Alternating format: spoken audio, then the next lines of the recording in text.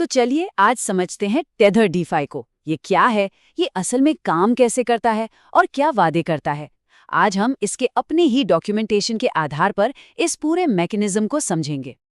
अच्छा, तो सबसे पहले ये समझते हैं कि ये प्लेटफॉर्म आखिर कौन सी प्रॉब्लम सॉल्व करने का दावा कर रहा है। इसके डॉक्यूमेंटेशन के हिसाब से डीफाई की दुनिया में ज़्यादातर प्रोडक्ट्स बहुत कॉम्प्लिकेटेड होते हैं। उनमें अक्सर छिपा हुआ ओनर कंट्रोल हो सकता है और वो ऐसे रिटर्न्स का वादा करते हैं जो लंबे समय तक टिक नहीं पाते। और बस इसी कॉम्प्लेक्सिटी और रिस्क के जवाब में टेथर डीफाई खुद को एक सीधे साधे स्ट्रीमलाइंड ऑप्शन के तौर पर पेश करता है। इसका मकसद बिल्कुल साफ है, उन लोगों को अपनी तरफ खींचना जो बिना किसी झंझट के एक पारदर्शी इनकम चाहते हैं। तो सवाल ये है कि ये काम कैसे करता है। देखिए, इसके सेंटर में है एक स्मार्ट कॉन्ट्रैक्ट। इसे एक ऐसे डिजिटल अग्रीमेंट की तरह सोचिए जिसके नियम अपने आप लागू होते हैं, बिना किसी इंसान के दखल के। टेथर डीफाई का दावा है कि यही कॉन्ट्रैक्ट उसके सारे ऑपरेशंस को ऑटोमेटिक चलाता है।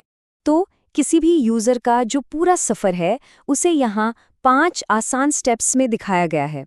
कोई रजिस्टर करता है, फिर पैसा डिपॉजिट करता है, उसके बाद उसे एक प्लान असाइन होता है जिससे रोज़ाना कमाई होती है, और आखिर में उस कमाई को या तो निकाला जा सकता है या फिर से इन्वेस्ट किया जा सकता है।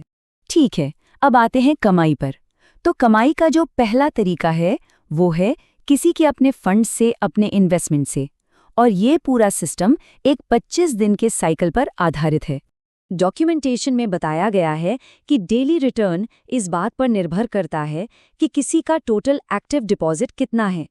अब यहाँ देखने वाली बात यह है कि सभी प्लान्स में 4% डेली कैपिटल रिटर्न फिक्स है, लेकिन असली खेल है ROI का, यानी रिटर्न ऑन इन्वेस्टमेंट का, जो डिपॉजिट बढ़ने के साथ 1% से बढ़कर 2% तक जाता है। यानी कि कुल डेली रिटर्न 5% से 6% तक जा सकता है, जो डीफाई के हिसाब से भी काफी ज्यादा है। और ये स्लाइड बहुत अच्छे से समझाती है कि किसी का प्लान लेवल कोई पत्थर की लकीर नहीं है। ये हमेशा टोटल एक्टिव डिपॉजिट के हिसाब से बदलता रहता है। मान लीजिए किसी ने 400 USDT से शुरुआत की तो वो प्लान 1 में है, लेकिन जैसे ही वो और डिपॉजिट करता है या अपनी कमाई को दोबारा इन्वेस्ट करता है तो उसका प्लान अपग्रेड हो सकता है। लेकिन इस पूरे सिस्टम का एक बहुत ही ज़रूरी नियम है।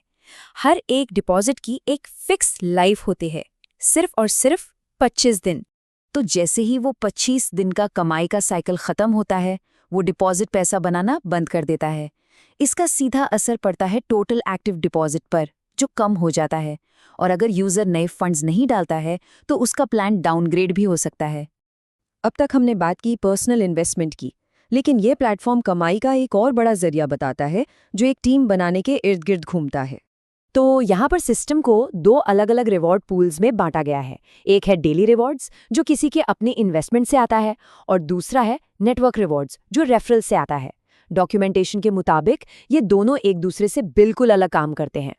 अच्छा, अब ये जो नेटवर्क मॉडल है वो काफ़ी गहरा है। मतलब यूजर्स को 20 लेवल नीचे तक के रेफरल से कमाई हो सकती है। जैसा कि यहाँ दिख रहा है, लेवल 1 पर सबसे ज़्यादा 1.5% का कमीशन मिलता है, जो नीचे जाते जाते धीरे धीरे कम हो जाता है। हाँ, लेकिन एक बात ध्यान देने वाली है, ये जो गहरे लेवल्स हैं ये अपने आप नहीं खुलते। इसके लिए कुछ शर्तें पूरी करनी पड़ती हैं, जैसे कि आपके डायरेक्ट रेफरल्स के पास कम से कम 100 USDT का एक्टिव डिपॉजिट होना चाहिए। तो डायरेक्ट रेफरल के भी ऊपर एक और लेयर है, लीडरशिप सिस्टम। ये उन यूजर्स के लिए डिजाइन किया गया है जो बड़ी बड़ी टीमें बनाते हैं। ये सिस्टम काम करता है एक डिफरेंशियल मॉडल पर। अब इसका मतलब क्या है? सीधा सा मतलब ये है कि लीडर को अपनी रैंक और अपनी टीम के मेंबर की रैंक के बीच जो परसेंटेज का फर्क है उस पर कमीशन मिलता है। जैसे अगर कोई लीडर क्राउन स्टार है जिसका रेट 5% है और उनका डायरेक्ट रेफरल एक रॉयल स्टार है जिसका रेट 4% है, तो लीडर को उस रेफरल की पूरी टीम के ROI पर 1% का कमीशन मिलेगा, यानी कि दोनों के बीच का अंतर। तो अब जरा इसके रूल्स और सिक्योरिटी फीचर्स पर भी नजर डालते हैं, जिनके दम पर यह सिस्टम अपनी स्टेबिलिटी का दावा करता है। प्लेटफॉर्म कहता है कि इसकी लॉन्ग टर्म हेल्थ का राज है ये 5% की फीस, जिसे स्मार्ट कॉन्ट्रैक्ट में कोड किया गया है। ये फीस हर नए डिपॉजिट और हर बार कमाई को दोबारा इन्वेस्ट करने पर लगती है, और इसका इस्तेमाल प्लेटफॉर्म के मेंटेनेंस के लिए होता है। अच्छा, इसका एक मतलब ये भी है कि सिस्टम को चलते रहने के लिए लगातार नए फंड्स की जरूरत पड़ेगी। सिक्योरिटी और ट्रांसपेरेंसी, इन दो शब्दों पर डॉक्यूमेंटेशन में बहुत जोर दिया गया है।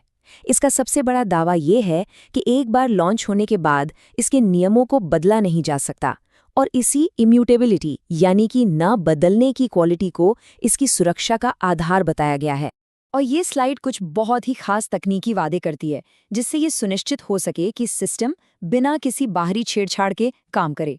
इसमें ओनरशिप छोड़ देना शामिल है, जिसका मतलब है कि लॉन्च के बाद कोई मालिक नहीं रहेगा जो नियम बदल सके। साथ ही ये भी दावा है कि एडमिन के लिए फंड निकालने का कोई सीक्रेट रास्ता नहीं है और सारे नियम ऑन चेन यानी ब्लॉकचेन पर सबके लिए मौजूद हैं। तो कुल मिलाकर देखें तो ये मॉडल कमाई के दो बहुत पावरफुल लेकिन एकदम अलग-अलग रास्ते दिखाता है जो साथ-साथ चलते हैं। एक रास्ता पूरी तरह से किसी की अपनी पूंजी पर निर्भर करता है, जबकि दूसरा रास्ता पूरी तरह से नेटवर्क बनाने और उसे मैनेज करने पर।